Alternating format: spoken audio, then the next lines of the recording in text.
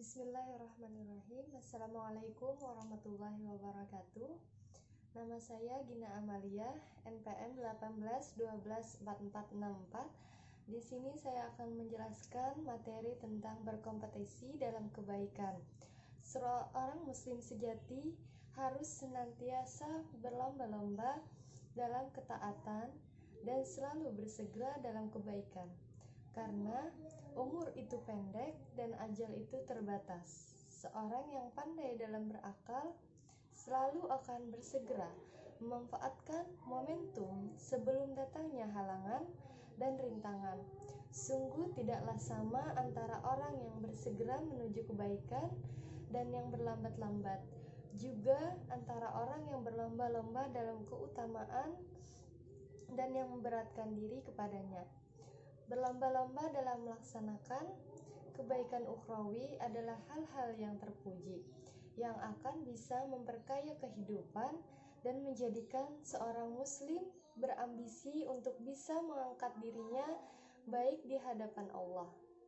Sedangkan berlomba-lomba dalam masalah duniawi adalah hal yang tercela, karena akan membuat lalai dari Allah dan akhirat, dan membawa kepada kejelekan dan juga kemungkaran, serta mendorong untuk meninggalkan kewajiban dan juga mengambil yang haram.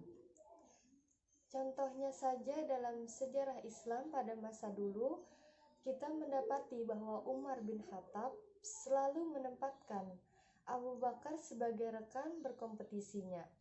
Umar selalu berusaha untuk bisa lebih unggul dari Abu Bakar dalam hal amal dan juga pengorbanan.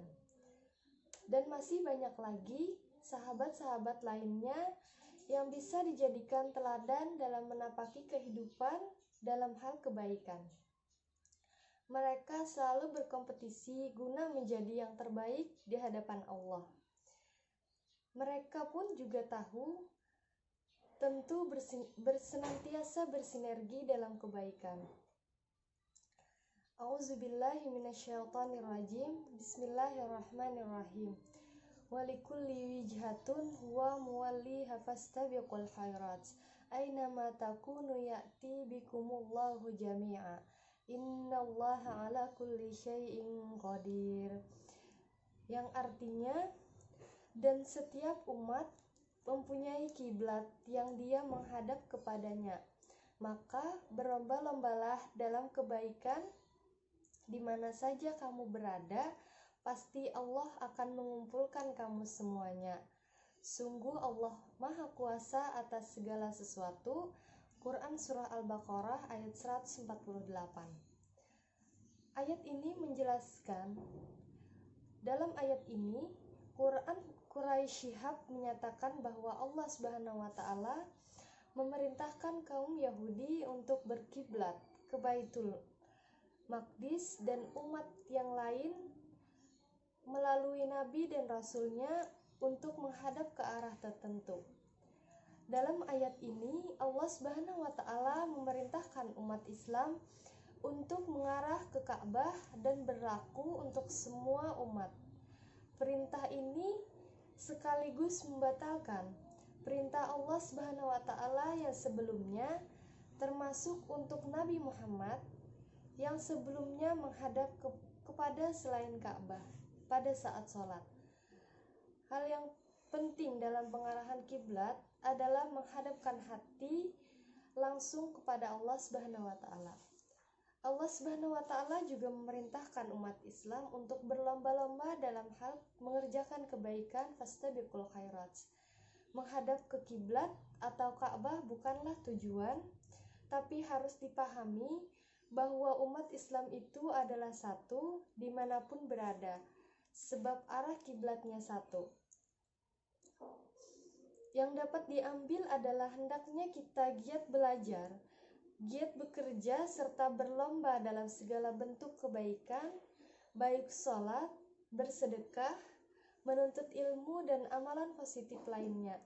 Kita harus berkompetisi dalam melakukan hal-hal yang positif, bukan malah hal-hal yang negatif. Dalam dampak positif yang dihasilkan dari berkompetisi dalam kebaikan yaitu terciptanya kondisi kehidupan yang dinamis, maju, dan senantiasa bersemangat untuk berkreasi dan berinovasi. Ayat ini pula menjelaskan bahwa kelak nanti Allah Subhanahu wa Ta'ala akan mengumpulkan kita semua para manusia dimanapun, dari manapun, dan dari arah manapun mereka berada. Tidak ada seorang pun yang luput dari pengawasan Allah Subhanahu wa Ta'ala, yaitu pada saat manusia menghadapi kehidupan di alam akhirat.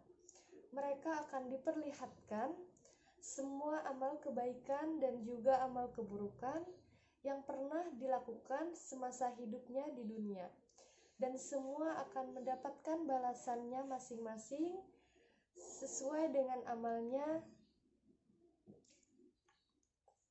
Selanjutnya, bismillahirrahmanirrahim. Tsumma awrasnal kitabal ladzina istafaina min ibadina faminhum zalimun li nafsihi wa minhum muqtasidun wa minhum sabiqun bil khairati biiznillahi dzalika huwal fadlul kabir. Yang artinya, kemudian kitab itu kami wariskan kepada orang-orang yang kami pilih di antara hamba-hamba kami. Di antara mereka ada yang menzalimi diri sendiri, ada yang pertengahan, dan ada pula yang lebih dahulu berbuat kebaikan dengan izin Allah. Yang demikian itu adalah karunia yang besar. Quran Surah Fatir ayat 32. Dalam ayat ini, Allah Subhanahu wa Ta'ala menurunkan Al-Quran kepada Rasulullah untuk digunakan sebagai pedoman hidup umatnya. Namun dalam realita kehidupan, di antara umat Islam ada berbagai macam sikap dalam mengambil Al-Quran sebagai pedoman hidup. Sesuai dengan Quran Surah Al-Fatir ayat 32, ada 3 kelompok. Kelompok pertama adalah mereka yang menzalimi dirinya sendiri, yaitu orang-orang yang meninggalkan perintah-perintah Allah dan mengerjakan larangannya. Kelompok kedua bersifat pertengahan, yaitu selain melaksanakan semua kewajiban, juga mereka terkadang meninggalkan perkara yang disunahkan dan melakukan perkara-perkara yang dimakruhkan. Selanjutnya, kelompok yang ketiga, yaitu mereka bersikap segera melakukan kebaikan-kebaikan dengan izin Allah. Golongan ini selalu mengerjakan perbuatan yang diwajibkan dan juga yang disunahkan, serta menjauhi perkara-perkara yang dilarang oleh Allah Subhanahu wa Ta'ala. A'udzubillahi minasyaitonirrajim. Man 'amila shalihan min dzikrin aw unsa wa huwa mu'minun fanuhyiyannahu hayatun thayyibatun wa lanajziyannahum ajrahum bi ahsani ma kanu ya'malun. Yang artinya, barang siapa yang mengerjakan kebaikan, baik laki-laki maupun perempuan dalam keadaan beriman, maka pasti akan kami berikan kepadanya kehidupan yang baik dan akan kami beri balasan dengan pahala yang lebih baik dari apa yang telah mereka kerjakan. Quran Surah An-Nahl ayat 97. Dalam ayat ini, Allah Subhanahu wa Ta'ala menjanjikan kelak akan memberikan kehidupan yang sejahtera kepada siapapun, baik laki-laki ataupun perempuan, apabila mereka mau beriman dan juga beramal soleh. Dan balasan Allah Subhanahu wa Ta'ala bernilai lebih tinggi daripada yang mereka kerjakan. Dalam Quran Surah An-Nahl ada kata halalan thayyiban. Menurut Ibnu Katsir, bahwa yang disebut dengan hayatan thayyiban adalah ketentraman jiwa. Ibnu Abbas menjelaskan bahwa yang dimaksud dengan hayatan thayyiban adalah hidup sejahtera dan bahagia dengan rezeki yang halal dan baik. Adapun menurut Ali bin Abi Thalib, yang dimaksud dengan hayatan thayyiban adalah kehidupan yang disertai qanaah atau menerima dengan suka hati terhadap pemberian Allah Subhanahu wa Ta'ala. Bismillahirrahmanirrahim. Haddatsani Yahya bin Ayyub wa Qutaibah wa ibn Hujr jami'an an Ismail bin Ja'far qala ibnu Ayyub haddatsana Ismail qala akhbarani al-Ala'u an abi Hurairah anna Rasulullah sallallahu alaihi wasallam qala badiru bil a'mali fitnan كقطع الليل المظلم يصبح الرجل مؤمنا ويمسي كافرا أو يمسي مؤمنا ويصبح كافرا يبيع دينه بعرض من الدنيا, yang artinya, bercerita kepadaku Yahya bin Ayub, Qutaibah dan Ibnu Hujr, semuanya bersumber dari Ismail bin Ja'far, dari Ayub, dari Ismail, dari Al-Ala, dari ayahnya, dari Abu Hurairah, bahwasanya Nabi Muhammad SAW bersabda, bersegeralah melakukan amalan soleh sebelum datang fitnah atau musibah seperti potongan malam yang gelap,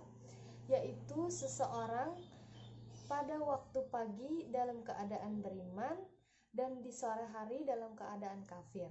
Ada pula yang sore hari dalam keadaan beriman dan di pagi hari dalam keadaan kafir. Ia menjual agamanya karena sedikit dari keuntungan dunia. Hadis ini berisi perintah untuk bersegera melakukan amal soleh, sebab dikabarkan bahwa kelak nanti akan datang fitnah seperti potongan malam, yang artinya adalah fitnah tersebut tidak terlihat, nyaris sempurna. Ketika itu manusia tidak tahu kemanakah mesti berjalan. Ia tidak tahu di manakah tempat keluar. Fitnah tersebut diibaratkan dengan potongan malam yang sekali lagi tidak diketahui, sehingga seseorang di pagi hari dalam keadaan beriman dan di sore harinya mereka dalam keadaan kafir. Dalam satu hari bayangkan ada yang bisa demikian, atau ia di sore hari dalam keadaan beriman dan di pagi harinya dalam keadaan kafir. Mereka bisa menjadi kafir karena menjual agamanya.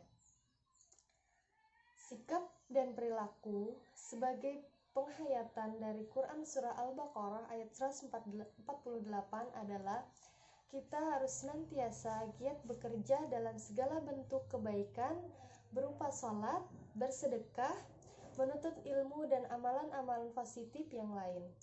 Kita juga harus selalu meyakini bahwa semua yang kita lakukan dalam pengawasan Allah Subhanahu wa Ta'ala dan kelak akan dimintai pertanggungjawabannya. Sikap dan perilaku sebagai penghayatan dari Quran Surah Al-Fatir ayat 32, yaitu bertindak lanjut, bertindak tidak menzalimi diri sendiri. Kita juga harus selalu melaksanakan semua perintah Allah Subhanahu wa Ta'ala dan meninggalkan larangannya. Harus membiasakan diri untuk selalu berlomba dalam kewajiban. Suatu bentuk sikap dan perilaku sebagai penghayatan Quran Surah An-Nahl ayat 97, yaitu kita harus berusaha untuk hidup sejahtera dengan rezeki yang halal dan baik. Kita juga harus bisa hidup dengan penuh qanaah, menerima dengan lapang dada segala pemberian Allah Subhanahu wa Ta'ala, dan juga harus selalu bersyukur. Sikap dan juga perilaku sebagai bentuk penghayatan dari hadis riwayat Bukhari adalah selalu bersegera untuk bertobat, meminta ampunan kepada Allah Subhanahu wa Ta'ala dari semua kesalahan yang sudah kita perbuat. Yang selanjutnya yaitu senantiasa melakukan amal soleh seperti menyambung silaturahim, bersedekah, dan amalan baik lainnya. Itu saja yang dapat saya jelaskan. Mohon maaf apabila ada kesalahan. Wallahul muwaffiq ila aqwamit thariq. Wassalamualaikum warahmatullahi wabarakatuh.